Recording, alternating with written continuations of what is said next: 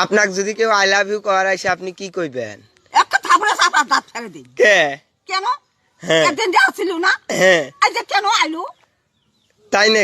এই দেখো তো আমাকে আজকে কেমন লাগতেছে। তোমাকে যা লাগতেছে না, মন চায় রাশিয়া ইউক্রেনে ফেলাই দিয়েছে। এই কি বললা তুমি? কোথায় ফেলাই দিয়ে আসবা? ওরে আমার বাবুটা, তুমি তো পুরো অ্যাটম বোম লাগতেছো, যে দেশে পড়বে সে দেশ উড়ে চলে যাবে। তুমিও না শুধু নজর লাগাও।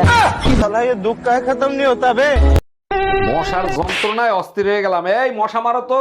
তোমার তো দেখতেছি একটা মশা মারার যোগ্যতাও নাই। কে এলো তোমার মশা মারতে কইছে, মশা মারো নাই? মশা মারছি, এখন মশার বিধবাবু কানতেছে। हम इसका पति है, हमको सिर्फ फांसी। আরে ভাবি, আপনি এত বড় পরিষ্কার ডিম কোথা থেকে আনেন? মামুন স্টোর থেকে, ওনার কাছে পরিষ্কার বড় ডিম পাওয়া যায়। ও আচ্ছা, তা কত করে ডজন নেয়? 600 টাকা ডজন নেয় ভাই। বলেন কি? আমি তো আনি 150 টাকা, একটু ময়লা একটু ছোট এই আর কি। আপনি তো কেনেন নরমালে ডেলিভারির ডিম, আর আমি কিনি সিজারে ডেলিভারির ডিম।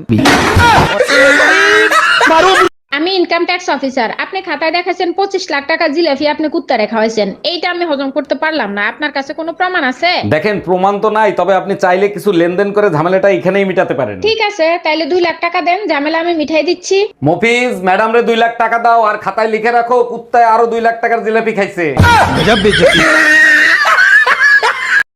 ও বৌদি, আজকে তুমি কি রান্না করছো? এত সুন্দর হুড়মুড়িয়ে গন্ধ বেরাচ্ছে। একটু মটন কষা করছি গো, তুমি একটু খাবে নাকি? না, আমি আবার মটন কষাটা ভালো খাই না, খাসির মাংসটা ভালো খাই।